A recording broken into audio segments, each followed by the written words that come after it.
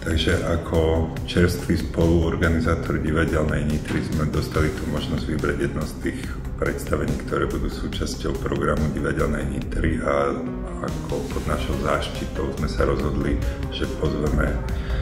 divadelnú inscenáciu Vlastenci, ktorá vznikla v minulom roku, v minulej sezóne v Národnom divadle Brno, a je to inscenácia, ktorej autorom je známy dramatik Peter Morgan, ktorý okrem iného má na svedomí také skvosty, ako je seriál Koruna alebo film Rivali. A je to pre nás veľmi dôležitý výber, pretože tá téma, ktorej sa Peter Morgan v tej hre venuje, je práve téma toho, ako je možné, že Západ neustriehol to, ako sa oligarchia rozhodla si uzurpovať moc v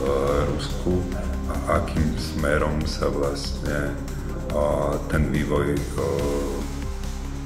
na tom východe uberá a čo to znamená pre západnú civilizáciu.